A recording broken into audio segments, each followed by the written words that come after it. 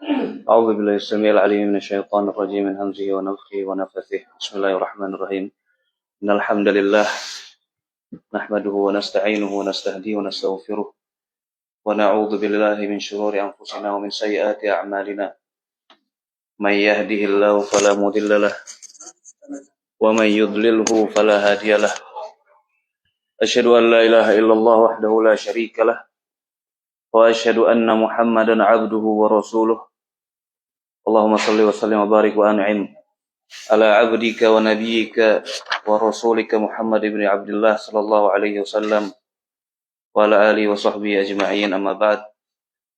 Bapak Ibu jamaah salat Isya yang dirahmati Allah Subhanahu wa taala, mari kita panjatkan syukur kita sebanyak-banyaknya kehadirat Allah Subhanahu wa taala yang atas nikmatnya alhamdulillah kita baru saja menyelesaikan kewajiban kita, kewajiban setiap muslim, kewajiban setiap individu mukmin, yaitu salat Isya. Lebih-lebih kita melakukannya secara berjamaah alhamdulillah. Salawat serta salam semoga selalu tercurahkan kepada Nabi kita Muhammad sallallahu alaihi wasallam dan para pengikutnya, para keluarganya, para pengikutnya hingga akhir zaman. Jamaah rahmati Allah Subhanahu wa taala, judul kita malam ini insyaallah kemudahan beramal sesuai kodratnya. Ada sebuah hadis di mana Rasulullah SAW bersabda, "Ma minkum min nafsin illa waqad ulima manziluha minal jannati wan nar." Ini hadis sangat menarik. Tidaklah ada suatu jiwa kecuali takdirnya nanti itu sudah ditentukan di surga atau neraka. Ini hadis sahih. Tidak ada jiwa satupun yang hidup kecuali takdirnya nanti sudah diketahui antara surga dan neraka. Jadi takdir kita ini Bapak Ibu itu udah ada, udah tercatat. Apakah kita surga atau neraka itu udah tercatat. Kemudian muncul pertanyaan. Gak usah Bapak Ibu yang nanya, sahabat pun nanya. Sahabat nanya mendengar perkataan Nabi ini, sahabat bertanya, "Qalu ya Rasulullah, falimana amal?" Ya Rasulullah, kemudian ngapain kita beramal? Bahasanya begitu. Ya enggak? Kata Rasulullah, Rasul menjawab, "I'malu fa kullun muyassarun lima khuliqalah."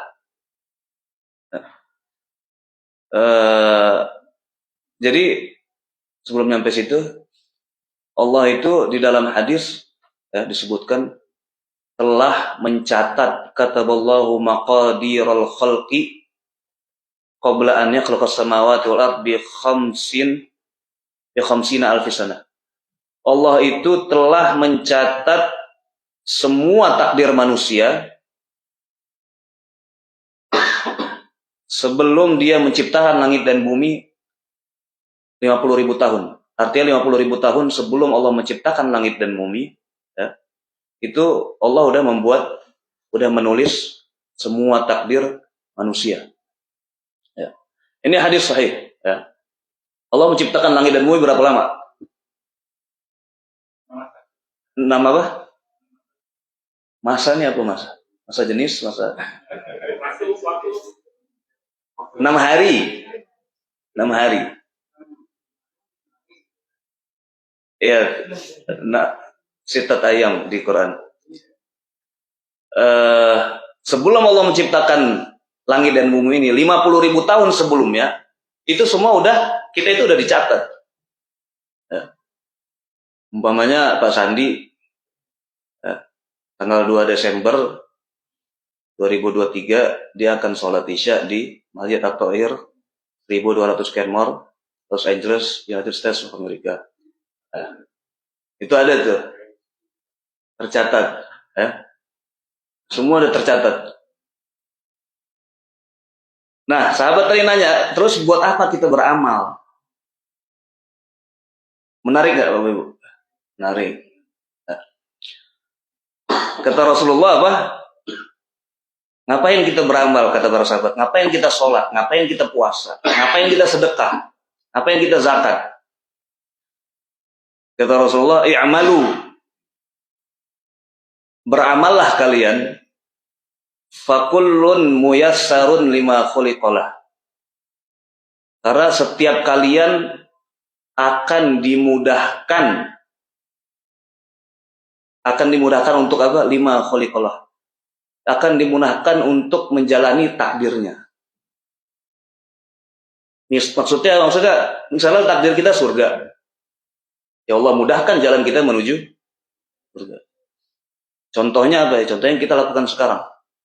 Ya. Kita sholat isya berjamaah, kemudian menghadiri pengajian. Ya. Ini salah satu bentuk muyassar. Muyassar itu artinya dimudahkan. Ya. Fakullun muyassar lima khuliqalah. Beramallah kalian, setiap kalian akan dimudahkan menuju takdirnya. Itu jawaban Nabi. Ya. Jadi tugas kita itu, Bapak Ibu, itu beramal.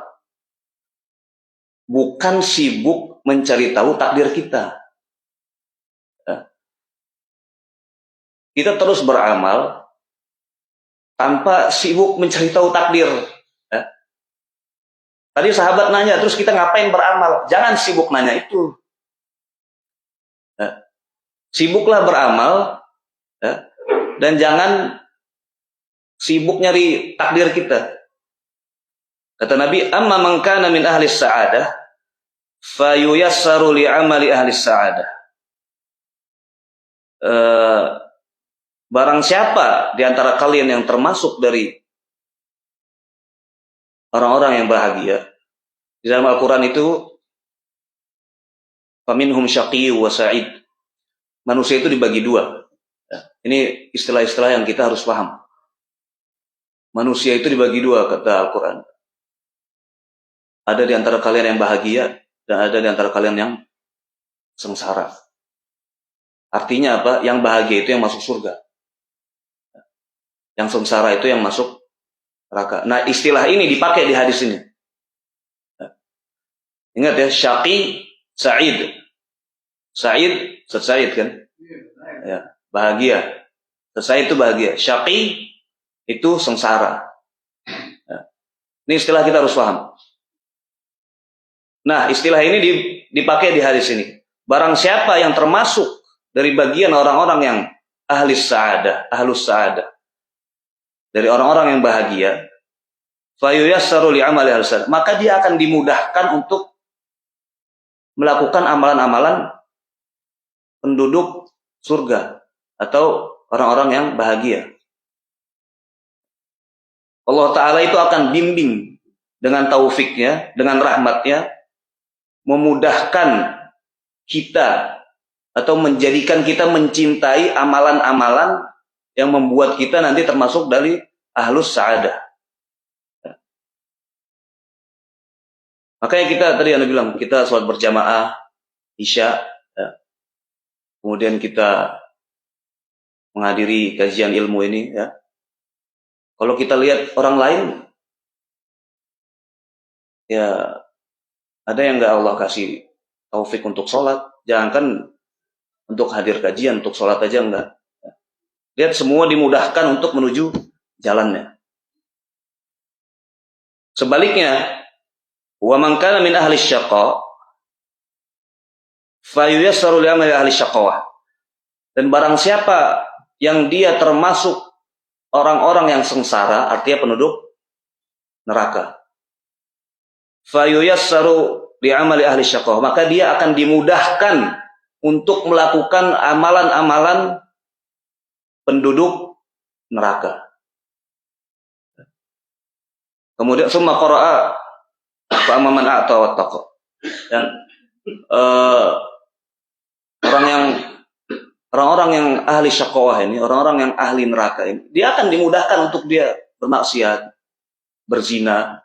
Kita kan sering dengar betapa mudahnya orang berzina, betapa mudahnya orang mencuri, korupsi, jabatan dikit, naik dikit, korupsi. Itu semua kemudahan-kemudahan yang Allah kasih untuk dia mendapatkan takdirnya. Nauzubillah. Ada yang nggak sholat.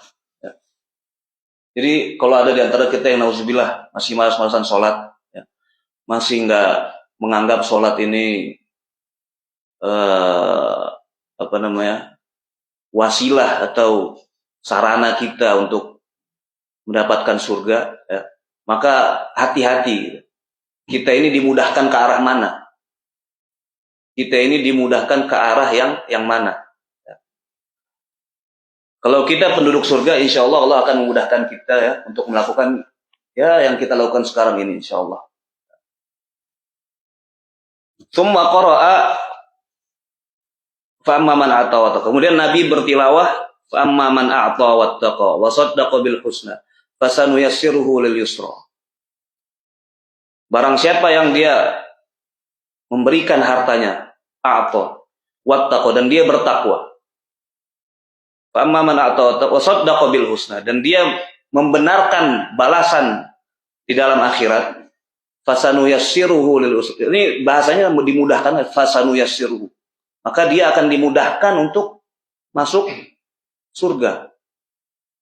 Sebaliknya, wa amma man bakhila wastagna, dan barang siapa yang dia bakhil, tidak mau mengeluarkan hartanya, tidak mau berzakat, wastagna, dan dia sombong, tidak merasa butuh. Wa amma man bakhila wastagna wa kadzdzaba bil husna, dan dia mendustakan balasan di akhirat, fasanuyassiruhu lil usra, maka dia akan dimudahkan juga jalannya menuju neraka. Jadi kalau kita berbicara tentang hadis ini sebagai muqaddimah, Bapak Ibu, ini kalau kita bicara tentang hadis ini, kita akan mau nggak mau membicarakan masalah takdir. Dan takdir ini adalah masalah yang paling rumit, bisa dibilang. Paling rumit, paling berat gitu. Kenapa? Karena keterbatasan akal kita. Jadi orang-orang yang di luar sana yang mengaku dia intelektual, yang dia menyembah sains, kan ada istilahnya sekarang begitu ya. Dia menyembah sains. Sains itu kan ilmu. Ilmu itu kan terbentuk dari kepala manusia. Berarti dia menjadikan kepalanya itu patokan dalam kebenaran. Dan ini salah dalam agama kita. Kita itu, Allah ngasih kita penglihatan, tapi ya cuma bisa antai yang kita lihat. Emang kita bisa ngelihat apa yang ada di Jakarta sekarang? Nggak bisa. Emang mata kita kayak mata elang. Elang itu matanya, dia terbang 100 meter di atas, dia bisa ngambil ikan yang lagi nyamar di bawah laut. Mata kita kan nggak kayak gitu. Pendengaran, emang kita bisa dengar di balik ini aja? Orang bisik bisa nggak kita dengar? Nggak bisa. Kalau penglihatan, pendengaran nggak bisa, begitu juga otak kita, akal kita. Penglihatan kita terbatas, pendengaran kita terbatas, begitu juga akal kita terbatas. Makanya orang-orang yang, kalau bahasa Jakartanya sekarang, si paling intelektual, si paling, orang-orang si paling intelektual, yang dia menyembah sains, menyembah ilmu, ya dia menyembah otaknya, yang mana otaknya itu terbatas. Kekuatan manusia pun terbatas. Disinilah bentuk bagaimana benar yang dikatakan Al-Quran, manusia itu sombong. Allah kasih ilmu dikit, dia udah nyembah ilmunya, nyembah otaknya. Nah, masalah takdir ini Bapak Ibu rukun iman yang ke berapa?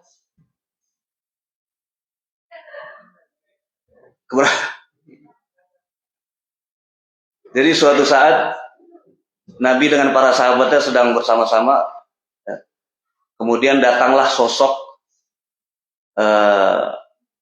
orang manusia yang para sahabat bingung, ini orang nggak kita kenal, tapi nggak asing, maksudnya bukan orang yang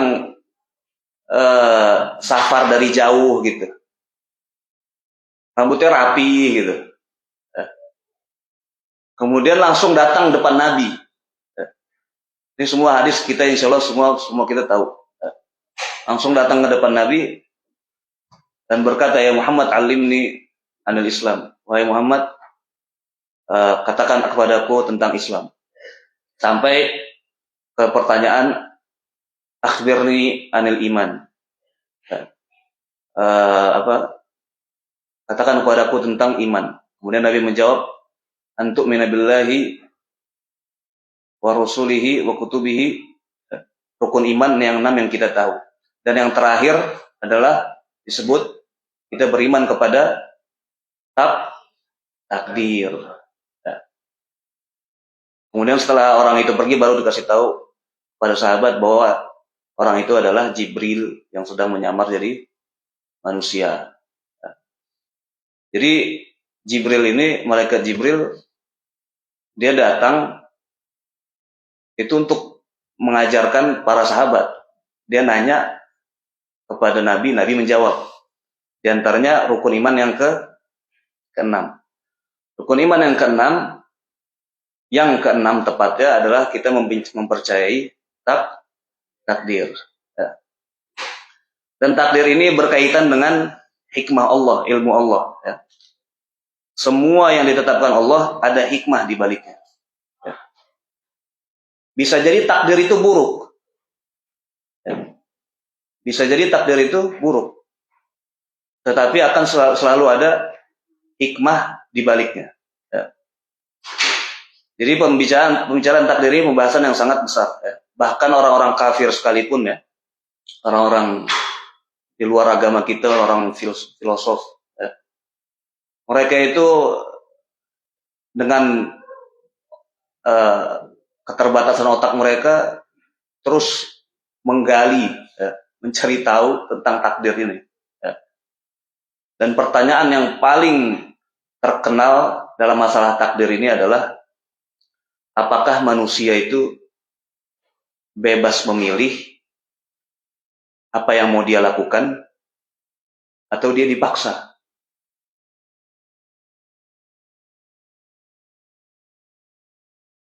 Jawabannya apa, Bapak Ibu? Bebas memilih. Bukan kita dipaksa, ditakdirkan, ditetapkan.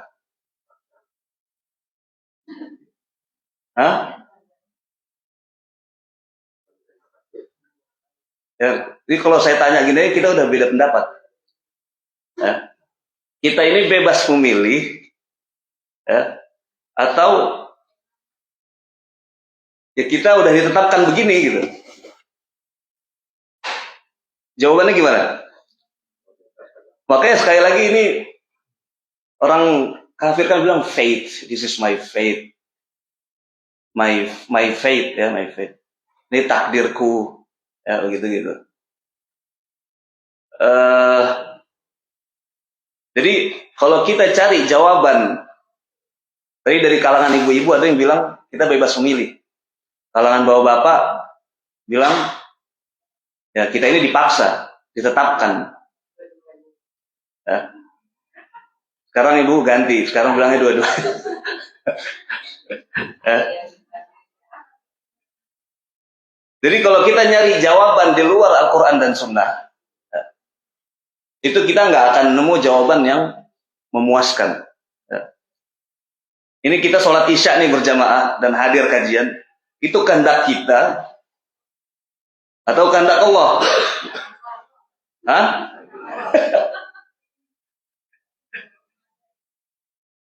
Apakah manusia berada dalam keadaan terpaksa atau dia bebas memilih? Hah? Sekarang dua-duanya.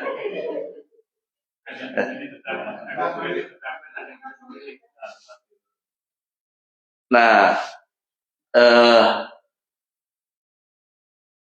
jadi bahkan dalam umat Islam sendiri itu mereka berbeda pendapat.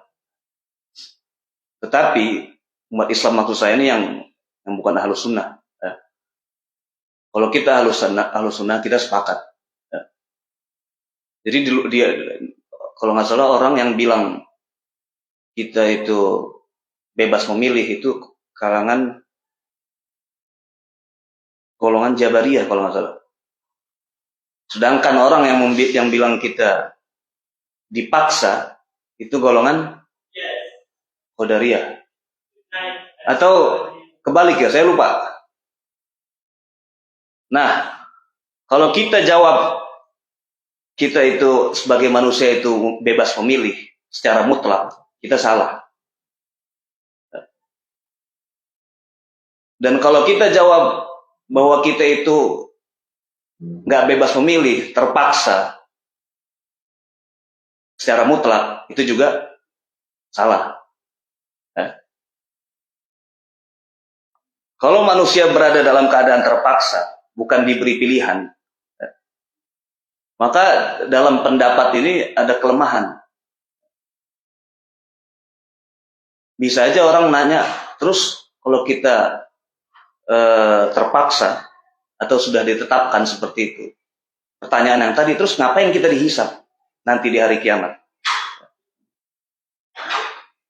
Nanti kan Allah Ta'ala akan menghisab kita, akan mempertanggungjawabkan kita di hari kiamat. Kenapa kamu melakukan ini, kenapa kamu melakukan itu? Summa latus'alunna yawma idzin 'anil na'im. Kalian akan ditanya nanti pada hari kiamat tentang semua nikmat-nikmat yang kalian dapatkan. Umur untuk apa, ilmu yang kita punya untuk apa, badan kita untuk apa, harta kita untuk apa. Kalau jawaban yang tadi semua manusia berada dalam keterpaksaan, maka hisab nggak ada gunanya. Betul nggak? Hisab nggak ada gunanya. Dan nggak usah ya itu apa jawaban otak kita. Di Al-Quran pun ada dalil-dalil disebutkan bahwa ya kita itu nggak diberi pilihan, diberi kehendak. Allah SWT berfirman, "Faman syaa'a falyu'min, wa man syaa'a falyakfur." Barang siapa yang berkehendak untuk beriman, maka dia beriman. Dan barang siapa yang berkehendak dia tidak beriman, maka dia tidak beriman. Artinya apa? Artinya kita diberi pilihan. Betul nggak? Bapak Ibu? Kita tadi sholat isya datang ke sini kan kasih pilihan, kita mau datang apa enggak? Dan kita memilih untuk datang. Orang di luar kita nggak memilih untuk tidak datang. Berarti kita diberi kebebasan, ya, diberikan pilihan. Ya. Kalau jawabannya manusia itu dipaksa, dia bebas berkehendak, ya, muncul pertanyaan lain. Bagaimana mungkin kita diberi pilihan atau bebas memilih, sedangkan kita lahir di bumi ini aja bukan pilihan kita, ya nggak? Bapak Ibu emang sebelum lahir ditanya mau lahir nggak? Kan nggak? Emang ditanya lahir mau jadi orang apa? Orang US, orang Indonesia, orang Arab, hidung mau kayak gimana? Kulit mau kayak gimana? Kan nggak ditanya. Ya, mau pesek, mau mancung. Kan bukan pilihan kita. Ya. Mau orang tua kayak gimana? Dan juga banyak perkara-perkara di luar kehendak kita. Ya. Banyak perbuatan kehendak ya, yang kita mau lakukan, yang kita inginkan. Tapi kita juga nggak bisa nggak bisa meraihnya gitu. Ini bukti juga bahwasanya kita ya ditetapkan ya, bahwa kita dipaksa gitu. Istilahnya itu dipaksa, ditetapkan gitu, ditakdirkan. Ya. Makanya banyak dari kita yang menginginkan sesuatu kita nggak bisa mencapainya. Ya. Makanya kita selalu bilang insya Allah. Ya. Kalau Allah berkehendak. Ya. Suatu saat Nabi SAW ya, dia ditanya oleh orang Yahudi tentang suatu perkara. Ya. Nabi bilang, saya akan bawa, kalau nggak salah, fima makna, saya akan kasih tahu wahyunya nanti, entah minggu depan atau apa. Tanpa bilang insya Allah. Sebagai teguran dari Allah Subhanahu Wa Taala, wahyu nggak turun selama 40 hari. Setelah 40 hari baru turun surat surat Al-Kahfi atau ayat dalam surat Al-Kahfi.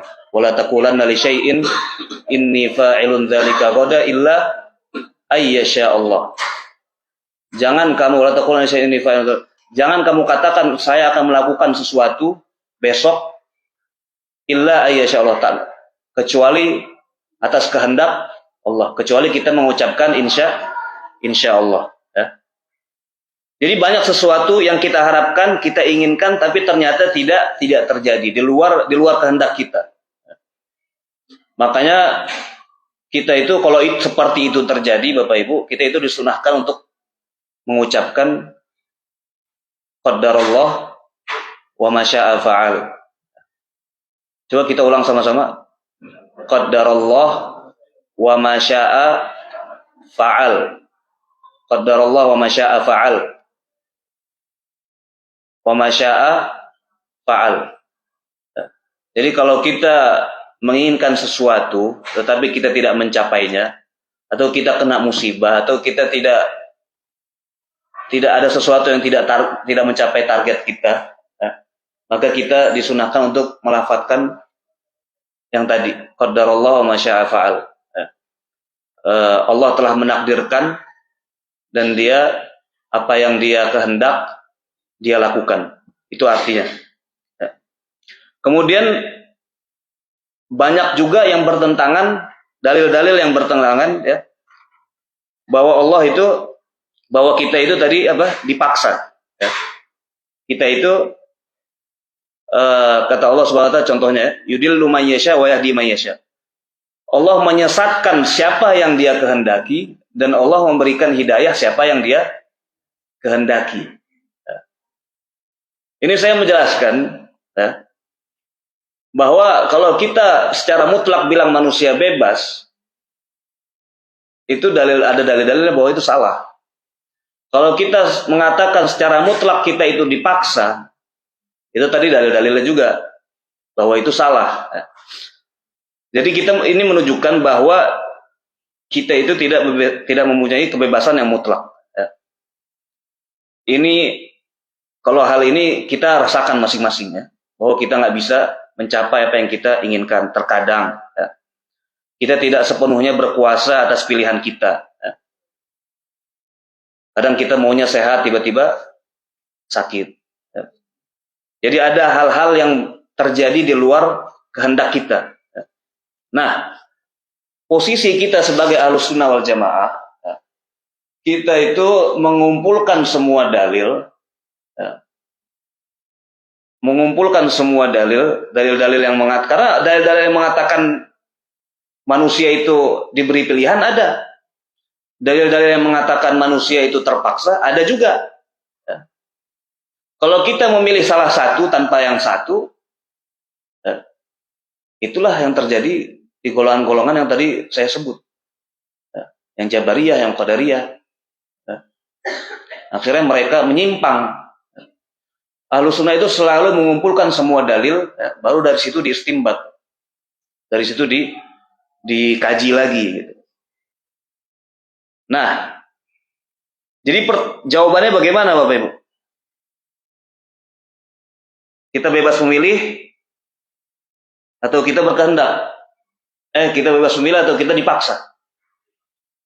Hah?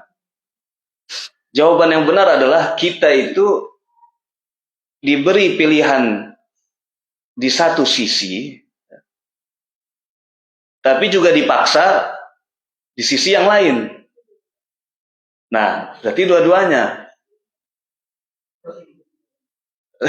Tadi yang nyebut dua-duanya benar. Kita ini diberi pilihan, kita berkehendak, kita mau ke masjid apa enggak, itu kan pilihan kita. Kita mau dengar pengajian apa enggak, itu pilihan kita.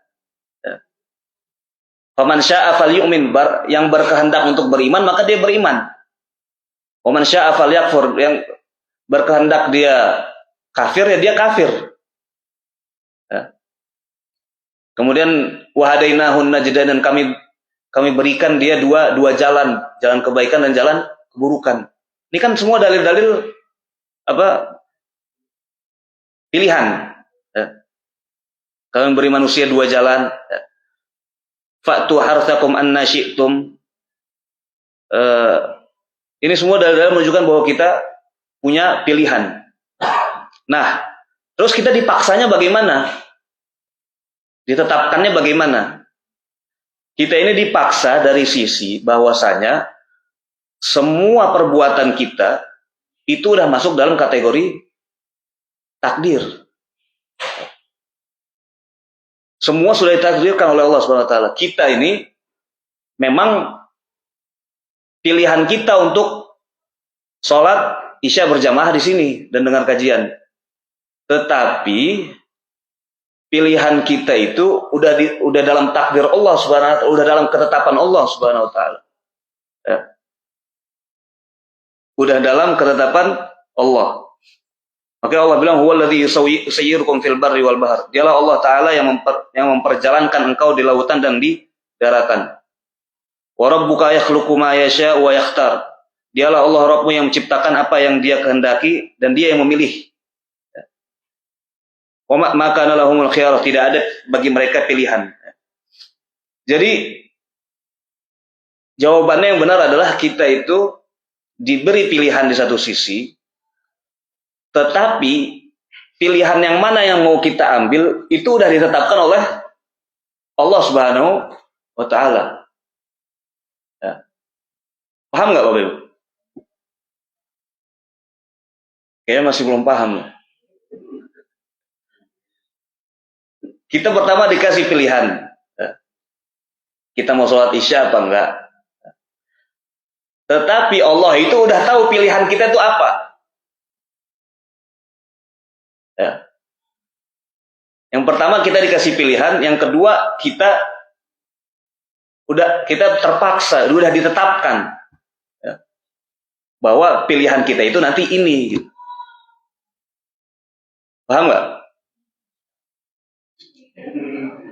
Makanya kan tadi saya bilang takdir ini permasalahan, otak kita terbatas, ya, otak kita terbatas. Jadi Allah itu udah menetapkan bahwa setiap hamba itu memiliki kehendak. Namun kehendak kita ini tidak lepas dari kehendak Allah Subhanahu wa taala. Kita punya pilihan. Diberi Allah kemampuan. Tetapi kemampuan dan pilihan kita di sisi Allah sudah tahu. Apa yang akan kita pilih itu Allah udah tahu. Dan Allah taala yang mengkehendaki itu. Ya, kita mau minum apa, mau makan apa, itu kan semua pilihan kita, tapi Allah udah tahu pilihan kita. Ya. Sudah. Tapi kita punya pilihan, ya. Kita punya pilihan, kita diberi pilihan, tapi apa yang akan kita pilih itu, apa yang kita ingin pilih itu Allah udah tahu. Ya. Kita punya kehendak, tapi kehendak kita itu tidak lepas dari kehendak Allah. Ya. Makanya kan ada pertanyaan sesuai kodrat ya, benar ya. Kita itu beramal sesuai kodrat. Makanya ada pertanyaan, takdir bisa nggak diubah? Hah? Coba ibu-ibu jawab ya, Pak. Bisa, bapak-bapak? Bisa. Hah? Takdir bisa dirubah? Tapi kan udah ditetapkan dari. Nah, takdir itu, jadi Allah itu ketika tadi berapa tahun sebelum penciptaan langit dan bumi? Berapa? 50.000? 50 tahun. 50.000 tahun itu, ya, semua takdir kita sudah ditulis. Seandainya misalnya takdir kita nikah umur 30 misalnya. Misal. Kemudian kita minta ke Allah doa, dan kita berusaha supaya lebih cepat. Kan berdoa. Makanya Allah itu mentakdirkan sesuatu kepada kita. Itu disebarkan ke malaikat, takdir dia nanti begini. Tetapi yang disebarkan ke malaikat itu bukan takdir final. Ya. Jadi kalau ditanya, bisa nggak kita ngerubah takdir? Ya bisa. Karena yang dikasih ke malaikat, bahwa si fulan dan fulan akan begini, akan menikah di umur sekian, itu belum takdir final. Masih bisa dirubah. Akan tetapi takdir yang pertama sama takdir yang kedua, takdir yang belum dirubah sama takdir yang dirubah, itu semua udah tertulis. Mirip pembahasannya di sini. Ya. Mirip nggak, Bu? Masih bingung? Misalnya Pak Fauzi ditakdirkan menikah umur 30 tadi. Istrinya 25. Istrinya umur 25 maksudnya. Oh, umur 30 dan umur 25. Tapi Pak Fauzi, dia berdoa. Ya Allah, aku pengen nikah lebih cepat, pengen cepat nikah. Belum sampai umur 30, baru umur 25 dia berdoa, dan akhirnya Allah kabulkan. Takdir yang pertama dia umur 30 menikah, itu udah disebarkan ke malaikat bahwa dia akan menikah umur 30. Tapi karena Pak Fauzi berdoa, berusaha, berikhtiar, akhirnya Allah kabulkan doanya. Allah kabulkan doanya. Akhirnya dia nikahnya umur 25. Ini artinya takdir baru datang nih. Istrinya jadi 20. Nah, umur 20.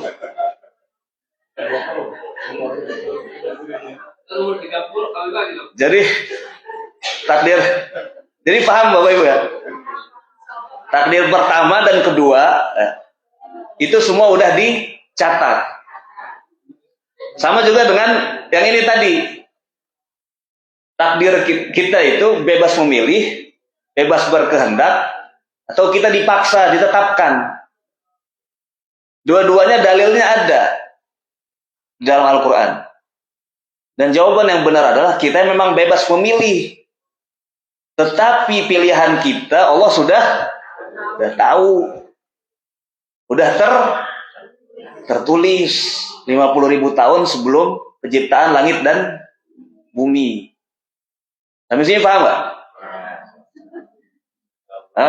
Ini emang rumit. Ya, tadi kan saya bilang otak kita terbatas. Otak kita terbatas. Makanya masalah mempertanyakan takdir Allah. Kenapa Allah memilih sebagian hambanya masuk surga? Ini pertanyaan lagi nih. Kenapa Allah memilih sebagian hamba yang masuk surga dan sebagian lain tidak masuk surga? Kenapa saya muslim dia kafir? Kenapa ada sosok-sosok seperti sahabat Nabi dan kenapa ada sosok-sosok seperti Abu Jahal, Abu Lahab? Jika Allah menghendaki manusia melakukan maksiat, bukan ketaatan, mengapa dia nanti dihisab? Ini pertanyaan-pertanyaan yang muncul. Pertanyaan-pertanyaan yang muncul secara fitrah. Tapi kita harus paham bahwa otak kita itu terbatas. Kita wajib mengimani bahwa seluruh kebaikan ataupun keburukan yang terjadi di muka bumi ini, itu seluruhnya terjadi atas kehendak Allah Subhanahu wa taala.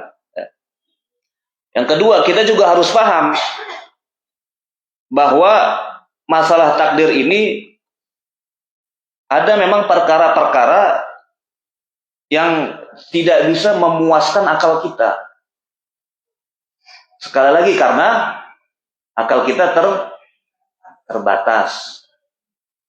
Yang tadi saya jelaskan semua itu semua daripada ulama Ahlussunnah wal Jamaah.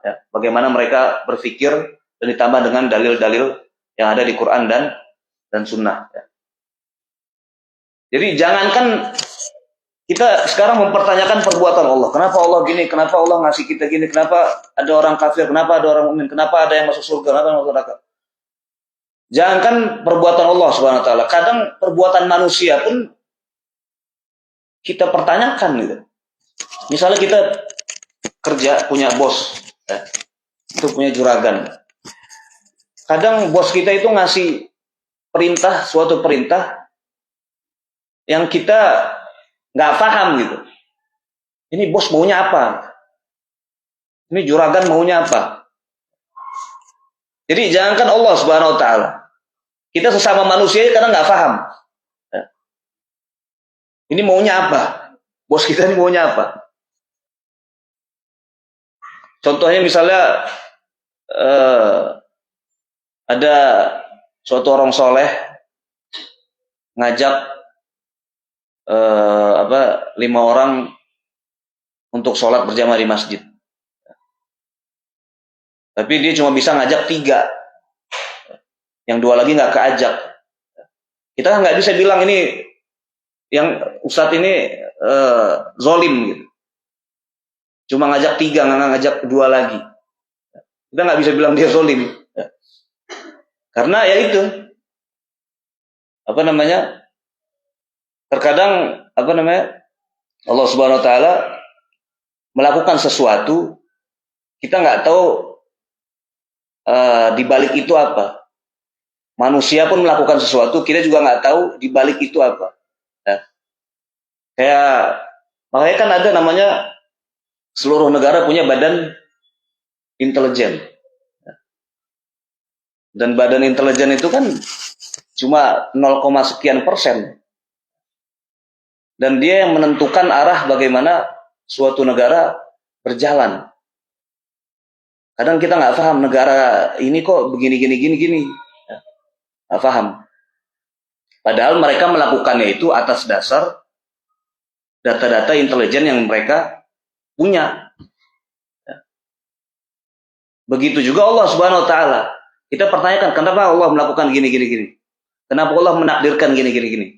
Ya, kita nggak tahu. Cuma Allah yang tahu. Misalnya kita bangun sebuah gedung. Ya. Itu gedung punya kita. Itu kan terserah kita. Kita mau ngasih gorden warna biru, mau naruh karpet warna hijau, mau ada pintu di sini, mau ada sofa di sana. Itu kan terserah kita, karena kita yang punya. Betul nggak? Begitu juga Allah Subhanahu Wa Taala. Dia yang menciptakan kita, dia yang menakdirkan kita muslim, dia menakdirkan orang selain kita nggak muslim.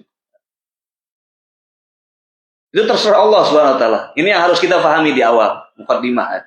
Ini yang harus kita pahami. Makanya di dalam Quran ada disebut la yus'alu amma yaf'alu wa hum yus'alun. Allah itu tidak dipertanyakan apa yang dia lakukan. Tetapi yang dipertanyakan adalah kalian nanti.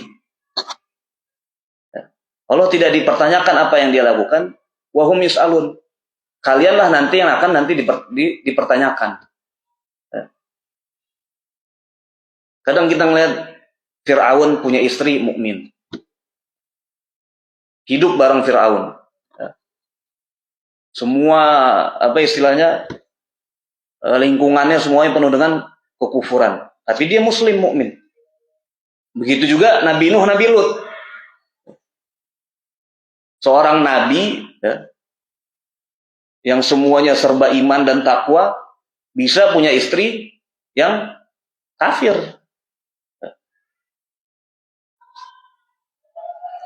Kenapa Allah Ta'ala membuat surga? Kenapa Allah Ta'ala membuat neraka? Kenapa Allah membuat bahagia ini, membuat sangsara ini? Membuat miskin ini, membuat kaya fulan, membuat miskin fulan. Semua itu ilmunya ada di sisi Allah Subhanahu wa Ta'ala. Nah, tugas kita sebagai hamba itu meyakini bahwa seluruh perbuatan Allah itu di baliknya ada hikmah dan ilmunya yang kita mungkin nggak tahu. Ya para ulama mungkin bilang kita sholat itu hikmahnya untuk gini. Itu cuma sebagian ilmu yang Allah kasih ke kita melalui para ulama. Emangnya kalau kita sholat zakat tanpa mengetahui hikmahnya, kita jadi nggak sholat nggak zakat? Kan enggak. Kita itu Allah suruh sholat ya kita sholat tanpa mengetahui karena hikmahnya begini. Karena hikmahnya begitu. Makanya nanti pas kita sholat niatnya untuk misalnya olahraga, sholat kita jadi nggak sah. Kita itu sholat ya karena Allah suruh sholat. Kita itu zakat karena Allah suruh kita zakat. Ya. Makanya ketidakmampuan kita dalam mengungkap rahasia takdir ilahi ini seharusnya tidak berpengaruh kepada amal-amal kita, ya, pada amalan-amalan kita kepada sholat, zakat, haji, puasa kita. Ya. Bahkan terkadang, ya, Bapak Ibu, tidak selamanya kita tahu hikmah di balik sesuatu, ya, itu bisa bermanfaat bagi kita. Terkadang malah membahayakan, jadi sebaliknya. Makanya di Quran itu, para sahabat itu pernah ditegur oleh Allah Subhanahu Wa Taala. Kata Allah dalam Al-Quran, ya ayyuhallazina amanu, atau la tas'alu an asya in tubdalakum tasukum.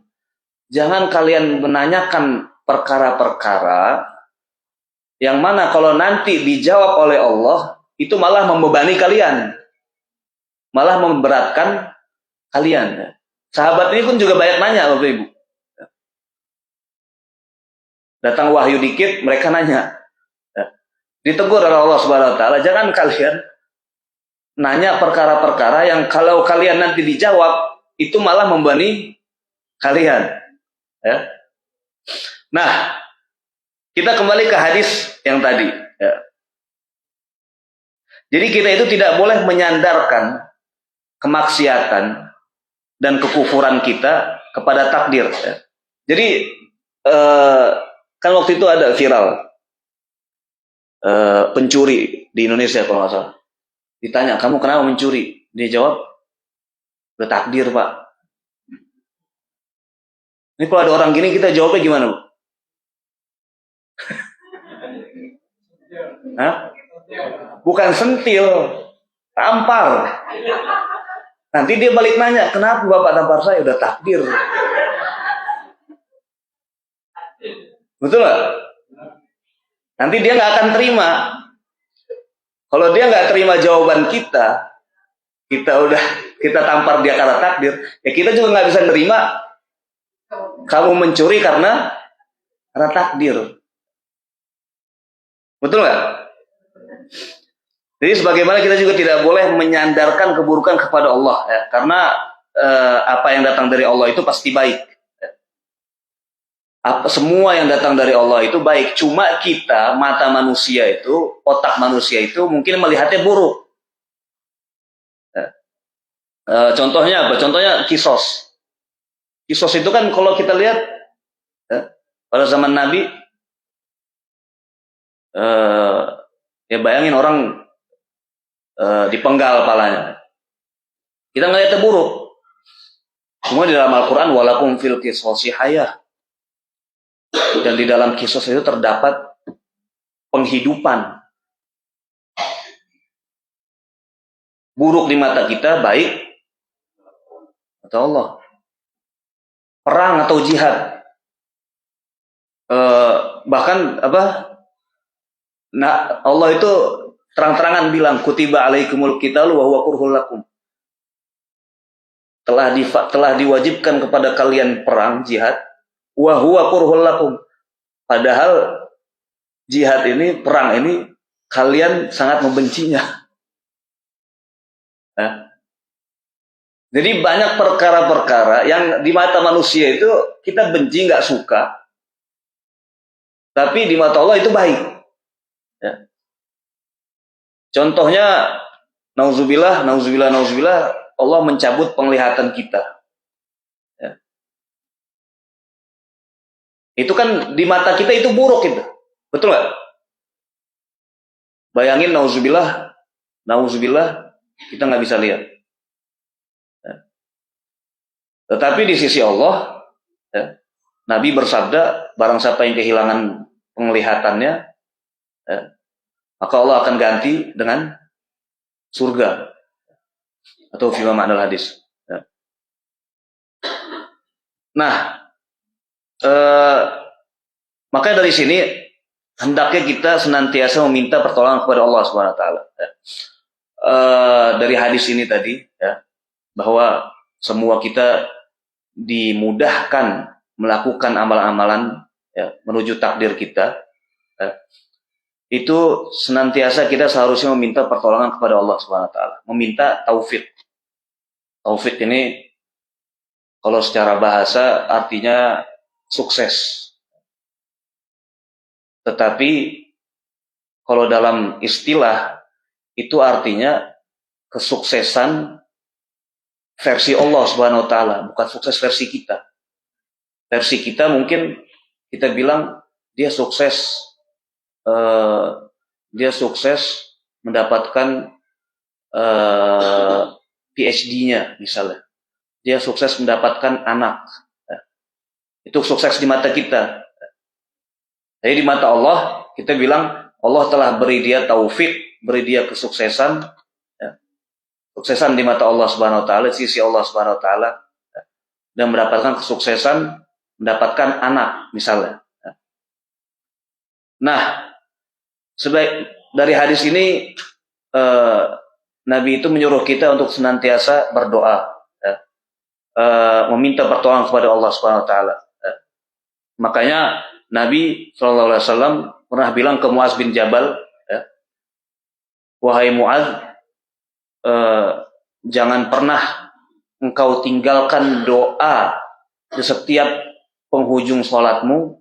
Allahumma a'inni ala dzikrika wa syukrika husni ibadatik. Ya. Ini Bapak Ibu, kalau Nabi berwasiat kayak gini ke sahabat Muaz, seharusnya ya kita lebih merasa terwasiatkan gitu. Bahwa kita setiap di penghujung sholat kita, sebelum kita salam, setelah fil alamina innaka hamidum majid, kita membaca doa ini. Allahumma inni ala dzikrika wa syukrika wa husni ibadatik. Ya Allah, berilah aku bantuan untuk ini nyambung sama hadis tadi nih, bahwa kita dimudahkan untuk melakukan amalan sesuai takdir kita.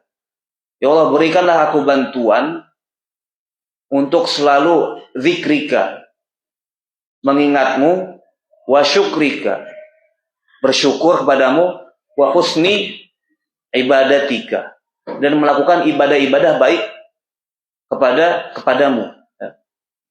Allahumma inni ala dzikrika wa syukrika wa husni ibadat. Ini insya Allah Bapak Ibu udah hafal semua. Tinggal kita mengamalkannya setiap sholat, mau wajib maupun sunnah, di penghujung sholat kita. Artinya di sebelum salam. Jadi begitu banyak doa-doa yang Nabi ajarkan sebelum kita salam sebenarnya, yang mungkin di kalangan kita kurang terkenal. Salah satunya doa ini, Allahumma inni ala dzikrika wa syukrika wa husni ibadatik. Kita itu meminta agar Allah memudahkan kita untuk melakukan amalan-amalan ahli surga. Kenapa? Karena hidayah ini ya dia adalah pokok kebaikan. Hidayah ini kita meyakini bahwasanya sebab seluruh kebaikan itu adalah petunjuk Allah Subhanahu wa taala. Jangan kita Bapak Ibu itu menyandarkan kepada diri kita.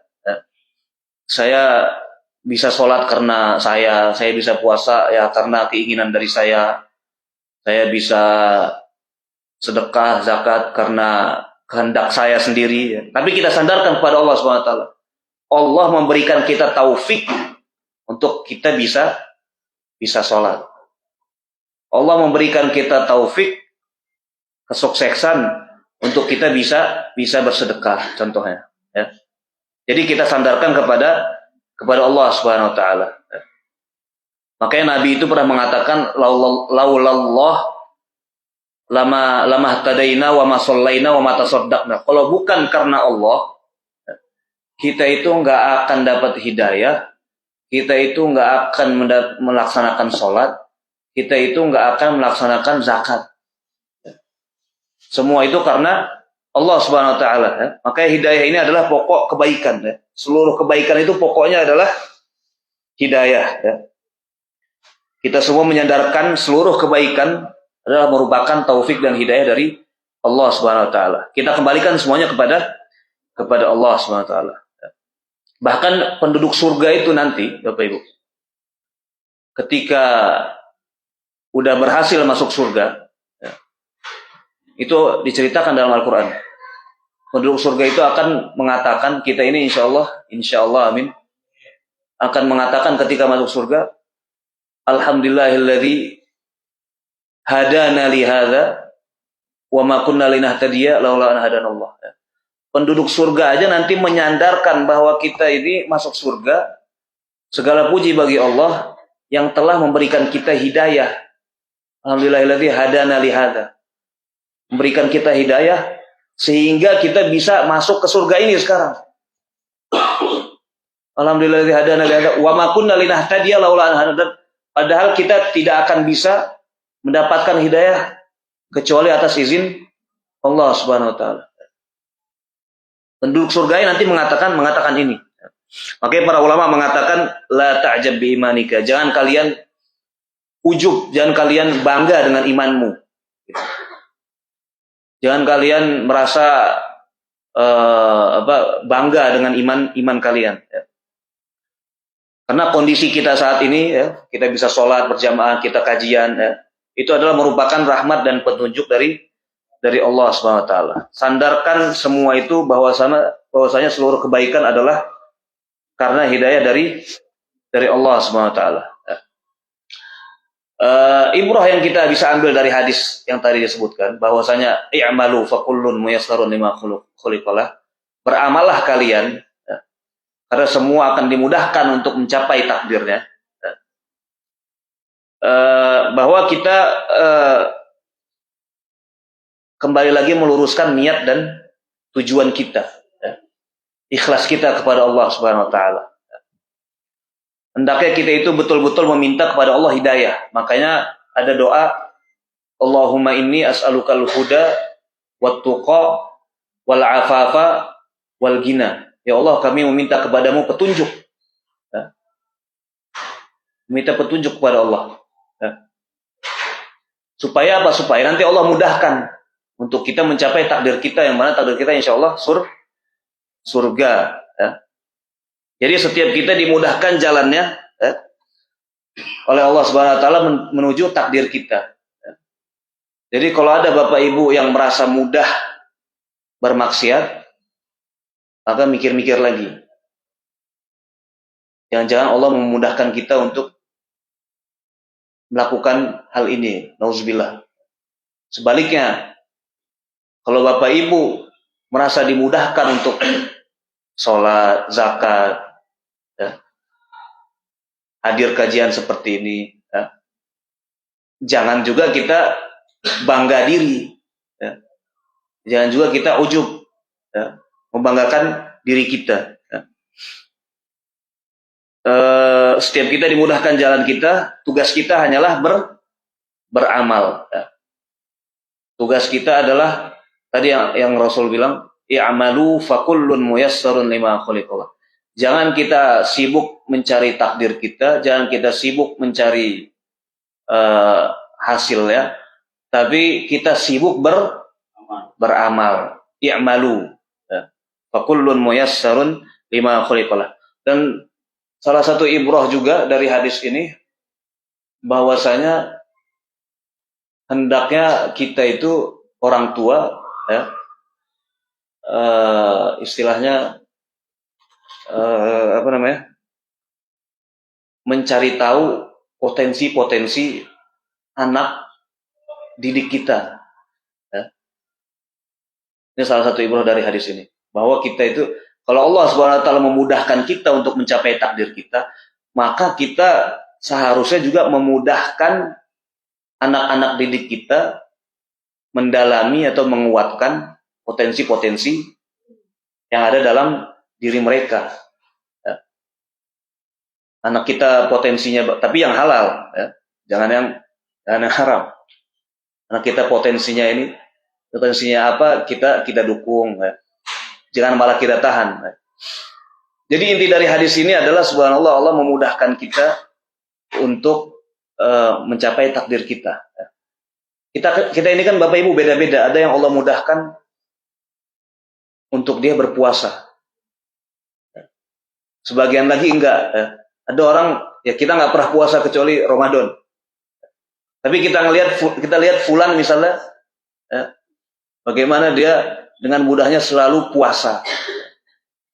Ada yang Allah mudahkan untuk selalu bangun qiyamul lail. Ya.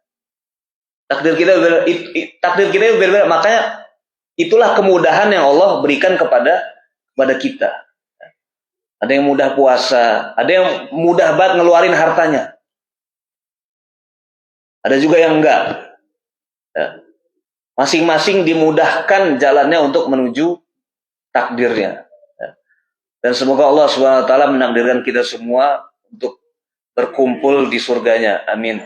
Untuk termasuk dari golongan orang-orang yang bahagia. Ya. Mudah-mudahan ini aku qauli hadza wa astaghfirullahi wa lakum. Ada yang mau ditanyakan? Masalah takdir udah paham ya, Bapak Ibu? Jadi kita ini dipaksa atau ditetapkan atau bebas berkehendak?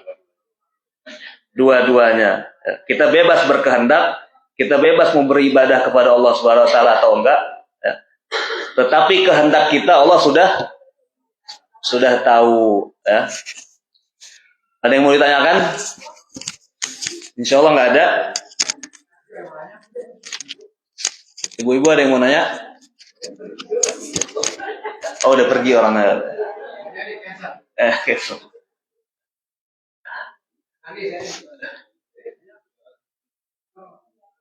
Ya, marilah kita sama-sama berdoa kepada Allah Subhanahu wa taala. Bismillahirrahmanirrahim. Alhamdulillahirabbil alamin hamdan yuafi ni'amahu wa yukafi'u mazidah. Ya Rabbana lakal hamdu kama yanbaghi li jalali wajhika wa li 'azimi sultanik. اللهم لك الحمد حتى ترضى ولك الحمد إذا رضيت ولك الحمد بعد الرضا. اللهم أرنا الحق حقا وارزقنا اتباعه وأرنا الباطل باطلا وارزقنا اجتنابه. اللهم اغفر المسلمين والمسلمات والمؤمنين والمؤمنات الأحياء منهم والأموات إنك سميع قريب مجيب الدعوات يا قاضي الحاجات. اللهم أعز الإسلام والمسلمين وأذل الشرك والمشركين ودمر أعداءك أعداء الدين واجعل بلادنا آمنة مطمئنة وسائر بلاد المسلمين برحمتك يا أرحم الراحمين. اللهم انصر إخواننا المسلمين المستضعفين في غزة. اللهم انصر إخواننا المسلمين المستضعفين في فلسطين. اللهم انصر إخواننا المجاهدين في غزة. ربنا تقبل منا إنك أنت السميع العليم وتب علينا إنك أنت التواب الرحيم. اللهم إنا نسألك الهدى والتقى والعفاف والغنى. اللهم أعنا على ذكرك وشكرك وحسن عبادتك. ربنا لا تزغ قلوبنا بعد إذ هديتنا وهب لنا من لدنك رحمة إنك أنت الوهاب. ربنا هب لنا من أزواجنا وذريتنا قرة أعين واجعلنا للمتقين إماما. ربنا آتنا في الدنيا حسنة وفي الآخرة حسنة وقنا عذاب النار. سبحان ربك رب العزة عما يصفون وسلام على المرسلين والحمد لله رب العالمين. Assalamualaikum warahmatullahi wabarakatuh.